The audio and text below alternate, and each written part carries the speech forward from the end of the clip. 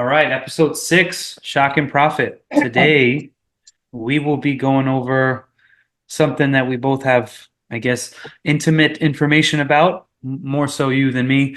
That would be, well, we're going to go over some ideas between striking and grappling. We're kind of go into different aspects of combat. There's the differences between combat in the street and in the cage, and then we'll kind of put that into more of a philosophical perspective, go over ethics, and then maybe what are some of the things that contribute to people deciding their path in life, usually in when it comes to fighting or anything, even professional. Before we get So into that, I'm sorry to cut you off, man. My opinion, regardless if you're doing striking, grappling, any kind of combat sports, I believe you're going to be a better person. Doing this, competing in this, training in this is going to make you more resilient, more able to face the world in this harshness. Do you agree? yeah, I think that when you do difficult things, typically you're better able to handle problems in any situation you come in contact with. Usually, those problems are not that bad when you compare it to having consequences like physical damage or harm. Yeah. And I feel like a lot of people got away from that, especially in like the last decade. Everything's like behind a screen. I mean, similar to like what we're doing now, but like in person, people like kind of lose perspective, and they're just like thinking, oh, it's the same as being behind the screen. Like, no, there's real world consequences. And back in like my parents' days, your parents' days, grandparents' days, there were like physical repercussions for Yeah, saying like dumb things to people. try cutting in front of somebody in line at the grocery store, even like a woman, and see what happens. It's going to be a confrontation. It might not get physical, but it'll be a confrontation.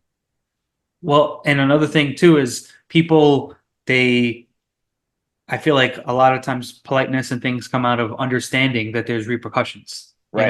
and when people feel like there's no repercussions, that's when they start like going crazy and saying things that they wouldn't ordinarily say. They're used to having like this anonymity of like being online. And yeah, I think definitely everyone should be involved to some degree, or at least take some form of training, basic or otherwise, to kind of get their handle on reality, because sometimes people don't have that reality, you 100%. know. 100%. So, I mean, what's your take? What do you think would be more effective, a striker or a grappler in All a right. street situation? In a In a street street situation. situation, 100%. I and I say this coming from a place I love striking and I love grappling. So when I say this, I mean it purely by what is more effective, in my opinion. 100% grappling. The striker has to hit a moving target, right? And now, just to clarify, we're talking about somebody with 100% striking versus 100% grappling, whether that's you know kickboxing, boxing, karate, whatever, versus judo, jujitsu, wrestling. Pure striker, pure grappler, no training in any other sport.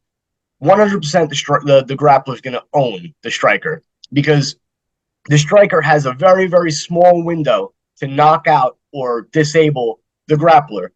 Once the grappler makes contact and wraps those arms, that's it. Fight's over. Fight's over. And do you think that it matters as far as like the size of the individual? Like maybe does the size discrepancy make a difference? Yeah, I definitely agree with that, right? Because people say, oh, size doesn't matter. That's not reality, right? Now, if you've got a 200-pound trained grappler versus a 100-pound trained grappler, the 100-pound guy is at a disadvantage, 100%. Same thing with striking, right? You got a featherweight versus a heavyweight. It's not a real contest. The only difference being in grappling, the 100-pound guy still has a chance. You know, if they're both the same level, right? The same abilities. The striker, 100 pounds, has no chance of knocking out the 200-pound guy, whereas the 100-pound guy can sneak an ankle lock or get a heel hook. It can happen. Well, it takes it back to like the original UFC days, right? Like Hoist Gracie would come in, this scrawny guy come in like 160 pounds. with his robe on, and just like take out these massive monsters, and he would do multiple fights in one night. Juiced out monsters who hit like hammers. Yeah. you So know? I mean, I definitely see that, but we're talking about like 100% to one side, 100% to the other side. There could be an argument made that some strikers could stand a little bit better of a chance, and that's only if they could maintain a distance, because the grappler does require a certain proximity to their opponent to actually be effective, I feel like. Yeah, yeah. I'm not saying it's a 100%. All right, I did use the words 100%, which is incorrect. I should have said 100%. The odds are in their favor, right? So I would say it's probably like 88 to 22. The grappler wins because the striker does have the ability to clip the guy on his way in, and if he does, if he lands something, even a body shot that's devastating, breaks a rib or knocks the wind out of him, he can turn the course, but even if he clips him on the head and he knocks him over and he still manages to get his legs, the grappler now is in control, right? Because once he drags him to the ground, once he has control in a clinch, if you have no training on what to do in those situations, you're screwed, right? Even if you're untrained, you could throw a wild punch that's super hard and knock somebody out. Even a trained boxer, it's unlikely, right, to say the least, but it can happen. You can have a world class, I won't say world class, you can have a well trained striker fighting somebody who's untrained in a bar who outweighs him by 80 pounds, all muscle, and lands an incredible hard shot. Even if he blocks it, knocks him over, puts him at a disadvantage, and he lands another shot. Whereas a grappler, he gets that shot, he blocks it, he lands in a bad spot, but he gets a hold of his legs, takes him down, and now he's on top. Now he's in control. There's no percentage after that. Once that happens, the grappler owns the situation. Whereas the striker, as long as he can keep the distance and not let anybody grab him, he owns it. But how much harder is it to backpedal and not let somebody close on you than somebody who just covers up and runs into you and wraps you up? That's really hard to stop. It's really hard to stop without Well, training. I would say, well, there's been situations where, and I just want to correct the percentages, 88-12. So, I mean, people are going to be like, this guy I does mean, numbers. I've been drinking a little bit of the larceny, this larceny bourbon. So Yeah. sorry about my math. No, but so with strikers, I mean, you're saying like a purely striking discipline. What about someone like that does Muay Thai, right? So Muay Thai, they even though it's 100% striking, They have the there's clinch. they have the clinch. There's elements to it where they're, or even like dirty boxing, where like they're used to like tying up, and like they could get shots in while they're like kind of holding on to you, Waiting for the referee to separate them. waiting for the referee to separate them. But maybe you could have, especially like in a Muay Thai situation, the closer you are, the more advantage they are to hit you with elbows. So, a lot of times, like if someone could get, like, let's say a really like 100% talented grappler gets into like someone who's amazing at Muay Thai, and they start catching elbows, right, while they're being taken down, that's a big risk for a grappler. Yeah, I mean, we've seen it how many times where like in UFC or Pride or one of the other organizations where you got the grappler who pushes the striker against the cage, and then the guy against the cage is throwing knees and throwing elbows and dirty boxing. But ultimately, what happens? He gets dragged to the floor, and once he's on the floor, and now we're in these situations. We're talking about somebody who's an UFC or MMA fighter, Yeah, right? so I they're shouldn't more say like a UFC. hybrid. They're not even like 100% Right, to one right. side. They might be more talented in one area than the other, but they still have the training in all areas. But if you got somebody who's got no understanding other than, okay, if I'm in the clinch, I can throw knees and elbows, yeah, they can take down another guy who's trained in Muay Thai, but how are they going to fare against like an Olympic level grappler, an Olympic level judo or jiu-jitsu guy, or I'm sorry, there's no Olympics for jiu-jitsu, but a wrestler. Those Well, guys. they do have the worlds for jiu-jitsu, so it's close enough to the Olympics, I Yeah, yeah, guess. I agree. I agree. And Abu Dhabi Combat Club. Yeah. But I mean, all right. First, let me state my credentials here. So I know what I'm talking about. I've got a bunch of MMA fights. I've got way more grappling fights, and I'm not favoring grappling because I have more grappling experience. Um, Well, you it's also just have a that Taekwondo black belt, right? I am a second degree black belt in Taekwondo. Um, I've done Muay Thai. I've done kickboxing. I've trained boxing. I'm a brown belt in jiu-jitsu with the stripe. and I've won several pro matches. I just got from Inkosi Productions. I just got this championship ring that I wanted to show off a little bit today. You know, being the being the main event 3 times in my career as jiu-jitsu in like one-on-one, in the middle of the ring competitions. I've been the main event as an amateur in MMA. With that, it's just not comparable, right? A high level striker, he has to hit you, he has to strike you before you grab him, and I'm saying hit you clean enough to hurt you, not hit your arm or not hit you here where yeah, it might hurt, but it's not knocking you out. Doesn't matter. Well, some people do have that power though. Some people do have that True. power Some that people do have that power. they could get a glancing shot and it may not be like to everyone else, it may not be a knockout shot, but maybe for that person with those, some people got cement hands or knees. Yeah, but think about it. Now you land that shot on a high level grappler. He goes down, right? Now let's say he went even down, he didn't even shoot a takedown. He just went down. Now what? You gonna wait for him to recover and get back up, or are you gonna engage him on the ground?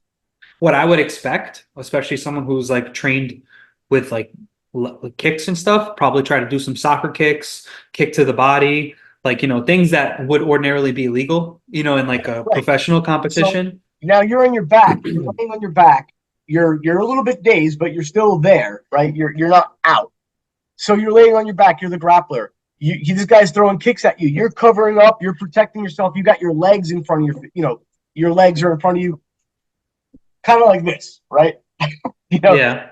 And one of those kicks comes in. Yeah, you get 1 or 2 on the thigh, but then you wrap up the leg, and now you throw like ashigarami, and you take him down, and you break his knee. Like the other guy has no idea what to do in these situations. Once that leg is caught up, and he throws like an X guard or something like that, what is he going to do? He's going to get taken down. He's going to be on the bottom. Even if the guy just needs to stall for time, he can use his feet to like get in front of his shins and bide his time until his brain starts functioning again.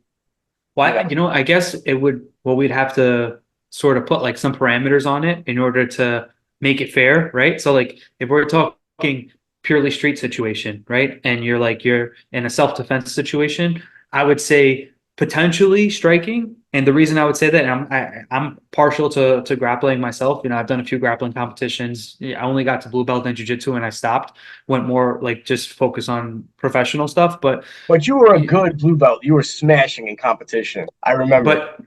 But the thing is like, and I never had any striking experience, but I could definitely see that like if you're out and about and someone is like threatening you and your goal is not like I want to beat this guy and your goal is like survival, I feel like striking could probably afford you maybe a little bit of a heads up because everything always starts on the feet, right? Unless someone like football tackles you to the ground, you may be able to get 1 or 2 shots in enough to get a daze and run, right? Whereas like jujitsu, you need to engage in them and kind of like subdue them before you can get away. So I'll grant you this. If it's a sucker punch kind of situation, Yeah. then yes, I say the striker wins 100% of the time because you're not ready for it. You get that shot, and it's a powerful shot. It's a devastating shot, and the fight's pretty much over, right? Because by the time you recover and see what's going on, he's already on top of you, throwing more shots. But if it's like, yeah, let's go, let's fight. Now you're prepared. The grappler is going to have his hands up. He's going to be ready for that punch or that kick or whatever it is. He throws the kick. He might get hit, catch it, take him down. If the guy throws a punch, he's going to cover up, take it, grab him. And now, in your experience, like in a street situation, what do you think happens more? Where it's like they square up and they get ready for like a legit fight, or it's more of a sucker punch situation? It's usually a sucker punch, to be honest. But there is a lot of pride in the world, and there's a lot of people who are like, when you get to that point where you're in an argument and you know it's going to go south, you should already be thinking like, oh, the punch is coming. But, sometimes people are suckers, and that's why they call it a sucker punch. You should never let that happen. And a trained person usually is going to know that's going to happen because they've been in combat plenty of times. Right. So now, it's like, all right, so let me give you a question. What if it was, say, like a high-level black belt, but they never did competition, and a high-level kickboxer, but they've done like 50 amateur fights? Both pure in their sport. They never did any other sport, but one of them faced like strict competition. One of them was just like a gym warrior. I say the competition guy wins regardless. Yeah. Regardless, and it's a high percentage, right? Like I'll give him like 80-20 because if you've never been in competition, you don't understand. Like you don't know that urgency, right? If you've won even a gold medal as a white belt and you've gone through the gauntlet, right? Usually at white belt, there's way more people at the competitions. And we're talking jiu-jitsu right now. There's Right. way more people at the competitions than there are in other brackets because there's a lot more white belts. Less people make it to black belt. So by the time you get to black belt, there might be 3 people, 4 people in the bracket. But when you're doing a white belt, 40, 50. So you've gone through a gauntlet of 50 guys. Had a bunch of fights. Each one of these guys wanted to win. They trained, they dieted, they did everything right to try to beat you. You have to have a different mental capacity. Like you have to look at the world differently to even survive in that environment. And that's why wrestlers are so tough because they do this. They fight for their position to even fight. Like it's a tough, tough go. Boxers, on the other hand, they're more like a prima donna, in my opinion. I'm probably gonna get a lot of heat for that one, Well, but why do you say that? because they pick their fights very carefully. Unless they're doing the competition right. Like if they're going to Golden Gloves, then I completely take back what I just said. But like an amateur boxer starting out, they're training for years before they take their first fight. Not like grapplers who train for a couple of months and they go right into competition. So they train for years. They find someone that's going to pick them a fight that's easy win for them. And there's lots of boxers out there to choose from, and they're going to keep picking these easy wins up until the point of their career where people are not going to let them take those easy fights anymore. That's when you see if they're a real boxer or if they're just, the guy who was getting the easy matches. So by the time he's at that point, you're going to see there whether or not he's got it or not. Whereas the grappler, you're going to see day one of competition because you're going to fight several dudes who you have no idea who you're coming up against. Yeah, but It's I think okay, so I don't know if it's like that on the amateur level though, right? Like with like they don't give you when you're looking at boxers, right? You're thinking professionals, right? And the professionals, they definitely choose their fights. But in amateurs, they could rack up hundreds of 200 fights and then when they become a pro, they only disclose their pro record. And that's when they start to like say, okay, I'm this many and oh or whatever. They try to get the biggest wins to losses, right? but you still get to pick them when you're an amateur. You still get to say, this guy's all right. My first fight, I'm 0-0. I want to fight this guy who's 0-0. What gym is he coming from? Oh, that gym is bullshit. Yeah, that's who I want to fight. Oh no, but this guy is boxing out of the gym where Mike Tyson boxed out of. Yeah, no, I'm not picking him for my first fight. You know what I'm saying? Like you still have some level of intelligence to decide who you're going to take for your first fight, your second fight, your third fight. So what about the competition though? Like, aren't they aware of that same information? Like, what makes them feel like, okay, I'm gonna fight like you said, say a guy comes from the Mike Tyson camp and another guy comes from like, the Feathers Gym in the corner of Lakeland or whatever. And he's like, you know what, I'll take him on. So like, does that say something about them? Or like, because like they have to come to an agreement at the end of the day, right? Yeah, absolutely. And again, it's all a matter of pride. You're this guy training at the nowhere gym, you might be like, I can beat him. It doesn't matter where he comes from. Like some people are hard headed. I train with people who are hard headed, and they're like, oh, it doesn't matter, and their career has suffered from it. They took fights they shouldn't have taken because they didn't have a manager and they just wanted to fight. They didn't care who they were going to fight, and those people are out there, and that's the people who the other people make their bones on. Hmm. Okay. So what would you say, like basically out of 10 fights, you got this is strictly on the street. How many fights would the striker win? Out of 10 or 100. Yeah, out of 10, just 10. And again, he's a pure striker, no grappling Pure training. pure striker, but let's just say, the highest level of grappling is Muay Thai. That's it. And they're both around the same weight. Same weight, same height, all other things being equal. He wins 1 out of 10. Okay. And now what if it was in a professional setting, like MMA or something, like an amateur MMA fight? He But the loses same 10 out same of 10. credentials. He So loses because 10 out of 10. so you're saying in the street, it's just a matter of like if you happen to land that lucky shot. Well, in the street, you can, you're on the bottom, right? The grappler's on top of you. You can bite his fucking ear off. Mhm. I hate to say it like that, but it's a factor that you can't do in the street, right? You can grab his nuts, but you got to be a little bit psycho to do something like that. So I don't think everybody that is getting into a fight at the bar is a psychopath. You Yeah, might run into one out of every 10. they're not doing nut bars and stuff like that, right? Right, right. But in the competition where you're not allowed to do those things, and you're wearing the gloves and everything else, and there's rules, you can't kick it down the opponent. The grappler is going to grab a hold of you, and that's the end of it. You've got 8 seconds to land your strike to stop the fight. Otherwise, the grappler grabs a hold of you, and it's his world now. Okay, so now let's go on this topic, right? Say there's a gradient. On the left side, you got striker, and on the right side, you got grappler. And MMA guys always fall like right in the middle, right? Because they know they have to have like be well versed in all things.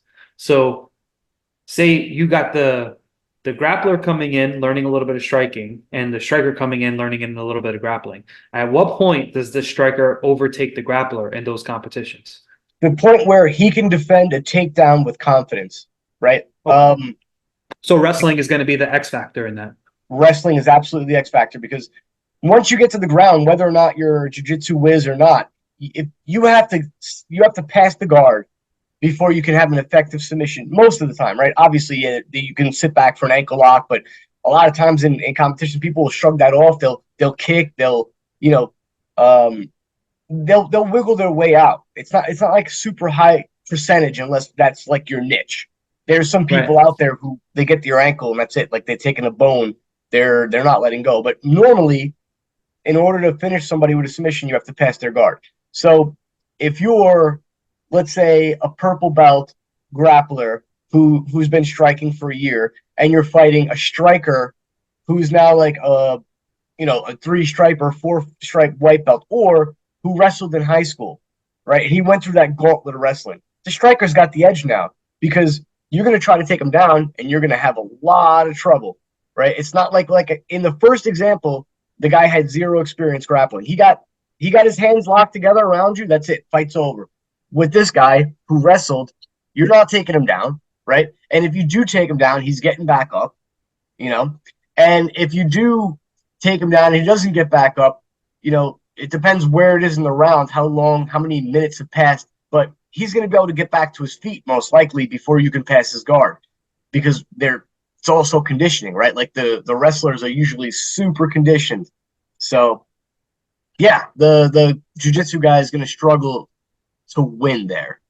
So what you're saying in that case is that over a time span, you can download the information of grappling faster than you can download the information of striking. Is that No, essentially what? no, it Okay. takes probably about the same, right? The same amount to be like a world class striker, to be a world class grappler, probably takes about the same amount of time. The difference being with grappling, you can train 100% every training session, whereas with striking, you can't spar like that because you get Okay. injured, you get broken toes, you get bruises, you get contusions. Whereas with grappling, unless you're being stupid and like not tapping when someone's got your arm, you can train hard every day as long as your muscles are prepared to take that kind of beating. Again, with the striking, you're throwing, you're attacking, you're kicking, you're punching. Every time you throw that kick, whether or not it was successful, you might hit a soft spot on the belly, but you might hit an elbow. You might hit, or even like the bone on somebody's wrist or their knuckles when they block. You're conditioning yourself to be better able to handle it, but your body still can't take that kind of training day in, day out. So the grappler is going to progress faster. In grappling, but what about in okay, so like but if the grappler goes for striking, he's gonna face those same hurdles He's to going to try to face, like face those same struggles, and he's going to have a slower progression, not slow. So, so like, technically the striker may be able to download the grappling faster because he could continue to train more frequently without the stops of getting injured and stuff. yeah, He could be a really good striker and then download his grappling quick because of how much extra time he can put in at the same at that skill level and just keep leveling up without, oh, I hurt my arm, I got to stop for a month or two. yeah, especially if he's a competitive person who's already been in competition and understands what it takes to be a champion. You know, So So I would say a background in striking would probably be more beneficial to someone looking to get into even like a professional type of sporting event or MMA or something like that. Yeah, because again, with the grappling, if you're already a world class striker, you don't have to be able to like pull off a six submission to win. All you have to be able to do is to stop the takedown and stop the submission, which takes a lot less skill than taking somebody down and finishing them. I'll give you a perfect example. There's this blue belt at my gym who's got 3 fights now. And when he's in training, when he's getting ready for a fight, and me, I'm 40 years old now, right? I'm past my prime in MMA. This kid's 22, 23. Normally when we're training and we're doing jujitsu, I sub him 3, 4, 5 times in a row, right? But when we're doing like MMA drills and we're getting him ready for a fight and we're sparring, you know, one, I hardly get the take, like I get the takedown, but it's not as often, right? He's usually able to stuff the takedown, and we're doing 3-minute rounds because he's fighting 2-minute rounds because he's an amateur. So in that 2 minutes or in that 3 minutes, sometimes I get the takedown, sometimes I don't. And when I do, sometimes he's able to pop back to his feet. You know, it's rare that I finish him when we're doing an MMA spar, but when we're doing a jiu-jitsu match, he's done. Like he doesn't So last. what do you think is the highest level of grappling you really need to be super successful in MMA? I think you can be successful with a blue belt. So all you really need is a blue belt and then like killer striking and good wrestling and you're good. Taking into consideration, you have to have excellent conditioning, right? Like you're not getting tired. You're not having to worry about punching yourself out. If you can maintain a level where you don't have to worry about gassing, then yes, blue belt and a world class striker is all you need. Now, if we're also talking about X factors, right? Like if you're going against the best grappler in the world, that might be a difference. But I'm talking about your average guy who's like, you're a world class striker and you're a brown belt to jiu-jitsu maybe, and you're going against another guy who's a world class striker and maybe a blue belt. The blue belt, he doesn't Because need to have that high level of grappling because the fight starts, like you said, on the feet. If he can keep the fight on the feet, if he can stop that takedown, if he can, if he gets taken down, if he can fight from his guard and keep the distance and not let the guy pass, which is easier to do in an MMA setting. That's weird to say, but it's easier to prevent a guard pass in an MMA setting than it is in a jiu-jitsu setting. Because in an MMA setting, you can fight from your back, you can throw elbows from the bottom. But again, that all depends on the fighter because some fighters are really good at like attacking from the top, getting you to cover, and then passing. So, yeah, maybe not. Maybe it all just depends on the fighter at yeah. that.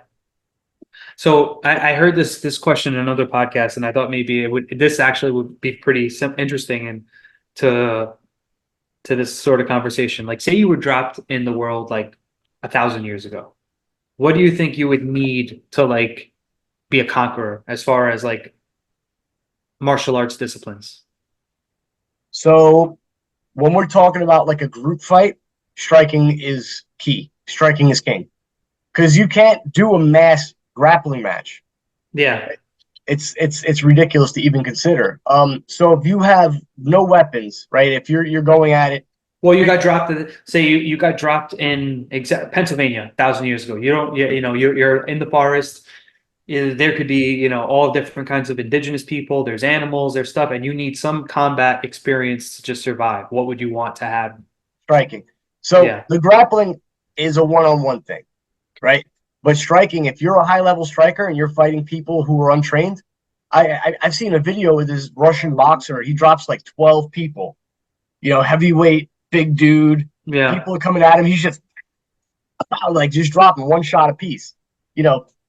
But again, he's going against people who are just untrained idiots. A single grappler could have maybe taken him down and stopped him, but if there was 10 of him and 10 grapplers, now the odds if one of them gets dropped and then nine guys get taken down and there's one guy not taken down, he walks up, he just starts knocking everybody in the head, and then eventually he goes down the line and frees all his people. So in an overall combat setting outside of like a one-on-one, striking would kind of outweigh all the other things. Absolutely, absolutely. Grappling is for one-on-ones exclusively. Now, I should caution that with one thing. What one thing that you're not considering when we're talking about grappling and striking is the takedown. In a street setting, a takedown is a fight ender or has the potential to be a fight ender. Yeah. Right? But But a punch sometimes is faster though. a punch is faster, and also sometimes people that may not have grappling experience, just natural body movements could potentially get a takedown just on happenstance. They grab your shirt the wrong way, or or maybe you guys are already tied up. He'll get you the takedown potentially, but that doesn't mean he's gonna like do anything with it. Like he doesn't know what he's doing. I And don't I the don't I gotta argue with you on that one, buddy, because where I am right now, I'm pretty good, right? I got a lot of titles and whatever, but 250, 300 pound guy, I don't care how big he is, not taking me down. Not no matter what pull he grabs on my shirt, whatever the case may be, I'm not getting taken down by somebody without training. So even no matter what the scenario, even if there's like leverage points, if you happen to he has you up against the chair, no Okay, yeah, scenario. yeah. If I get pushed into a chair or if I'm standing in front of a couch or whatever, yeah, that's a different story. But I'm saying we're in an open area. He rushes me, tries to take me down. Even if I'm surprised, I'm gonna reflex. I'm gonna throw my hips. There's no way I'm getting taken down by somebody who's got no training in grappling. Now the difference being taking down a guy that size, unless I hit like a judo throw, which I'm not even going to attempt, it's most likely going to be a trip. It's most likely going to be a single to a double. I'm not going to expose myself to landing on my back or getting my back taken to a big guy like that. So I'm going to go with something that's high percentage and low risk. And it's not going to be a devastating takedown, is my point. He's going to go to the ground. I'm going to be on top. But like if a guy my own size, I can lift him up and drop him on his head. Fight's done, right? Okay, so now obviously where you're partial to the grappling. So there's No, because I wouldn't start with my grappling. If I was in a contest, especially with a bigger guy, I'm not even going to want to lock up with him. I'm going to want to hit him, right? First of all, I'm going to go with the leg kick. That's going to be my primary weapon because a person who's not accustomed to getting kicked in the leg, it's the worst thing ever. that's the one. Yeah, are you kidding me? Especially nowadays with lawsuits, I punch somebody and I've been sued for punching them. Going forward, if somebody comes at me, I'm gonna leg kick him, and then I'm gonna stand back like, you still want to go? And when he limps towards me again, I'm gonna fake to the face and I'm gonna kick him in the leg again, and I'm gonna laugh at him because he's gonna be on the floor, and then I'm gonna walk away with my wife and not be bothered with the situation anymore. So all right, so now there's four main disciplines, right, that we have to grappling. We got the judo, we got jiu-jitsu, we got sambo, we got wrestling, right? Say which one would destroy all the others? So it's difficult to say this one because in a street situation, right, where the takedown can be devastating, wrestling. Because if that takedown lands you on your head or you break your arm or whatever the case may be, that's it. I'd say wrestling has the strongest pedigree for takedowns. Really? I Whereas think I'd probably go for sambo on that. for takedowns, Because they have like it's sort of like a hybrid between like judo and wrestling from like my understanding of sambo. I mean, obviously you could correct me because you know more about that stuff than me, but from what it seems like, sambo's got that it's got that like MMA edge to it. You know what I yeah, mean? I was going to get to that, but I think sambo is the most well-rounded. Mm. If we're just talking one discipline for grappling, but they're not specialized in any area. Whereas, and I'm going to specify even Greco-Roman wrestling because the takedowns in Greco-Roman wrestling are the most aggressive and the most high impact. Now, judo, because you're wearing clothing, usually in a fight, right? You're not showing up fucking bare chested and ready to fight. Normally, when a conflict happens, you're wearing clothing. But let's be honest here. Most fights start in a bar, so you're probably wearing just a shirt. Which So brings it back. what about like on the mats? Do you think so if it's just like a mat situation, you're both in like, your what do you call it, the onesies that they wear? In a mat situation, it's either jujitsu or sambo. It just Okay. depends on which athlete's more trained. Okay. But on the street, if the takedown ends it wrestling. But the problem with wrestling is, what are you doing? You're going to pin the guy? Pinning Well, doesn't do wrestling, anything in real life. you could pin their head to the floor several times until they pass out. Yeah, well, you get him down. The idea, you get him down, you can just beat, beat, beat. But if you're going against a sambo or jiu-jitsu guy, once you get them down and they're on their back, they're going to get their guard, and then they're going to operate from their guard. They're either going to sweep you or they're going to sub you. And in real life, they're not subbing. They're going to kill you. They're going to snap your arm or they're going to choke you to death, Okay. right? And with a judo guy, same thing as the wrestling. You get the takedown, they have some training in like arm bars and such, but for the most part, their training is the takedown. But their takedowns usually land the guy on their back, you know. Where wrestling, you pick somebody up, you could slam them on their head, you can suplex them onto their neck.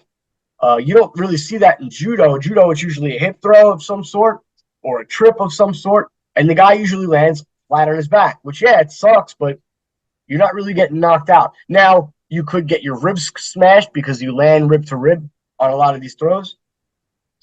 So you But basically what you're saying is like wrestling would basically destroy everything else. no, I still say it depends. If the wrestler can get a takedown that lands somebody on their head, that's death, right? That's ending. If the wrestler gets somebody down in a way where they're hurt and they can still fight, I would have to edge in jiu-jitsu and sambo equal, tied, but with the wrestler has the X factor if he lands somebody on their head. Judo doesn't really matter in this situation against other trained people. So basically, judo is worthless. No, it's not worthless. If you're fighting somebody who's not a trained grappler and you're a judo guy, you win, right? Even a striker, a judo guy has the advantage. We had this guy, Carl Parisian. I don't know if you remember him. Judo guy, and it was no-gi because it was MMA. He had a lot of success against high-level strikers because he would grab them. What's her name? Ronda Rousey. Ronda Rousey's. You can say what you want, and I'm probably going to get flack for this, but she was a terrible, terrible striker. Her striking was probably no better than my wife, and my wife can't strike either. It's typical of most women. I just dug myself a hole. I thought you told They're me not that she built. was the other day you told me she was your hero. What happened? I don't understand. Ronda Rousey is an incredible fighter, right? And her talent lies in her grappling, not her striking. They tried to build her up and they showed her hitting the pads, but I mean, anybody can look good hitting pads. It's not getting hit, hitting, having the confidence to stay in there, keeping your chin top. There's so many factors to striking, and she just didn't have it. And it would have taken her, I believe, with her level of confidence and intelligence, if she would have spent 3 or 4 more years training striking, she would have been incredible. But she had this already incredible talent in grappling, and she spent like, I don't know, 4 or 5 months striking, and she's expecting to fight people like Holly Holm. No way. No way. Now, if she was able to get the takedown, that's just another great example of what we're talking about. If she would have been able to get the takedown on Holly Holm, she would have owned. But Holly Holm spent time and time and time anti-wrestling. So basically the striker would come out ahead with a little bit of grappling, but the grappler would not come out ahead with a little bit of striking. I think we established that, right? Like a low level grappler with striking. Let me start that over. You're a high level striker with a low level of grappling beats a high level grappler with a low level of striking. But when we're talking about none of the, one or the other, 100% grappling. That's how powerful grappling is. Even a low level can put you at an advantage. Only in a one-on-one situation. In a one-on-one situation, 100%. Striking in a mass warfare, you're not grappling because if you go to the ground and somebody else is standing up, the guy on the ground is going to knock you. He's going to kill you. Now, all right. So I think we kind of beat this dead horse.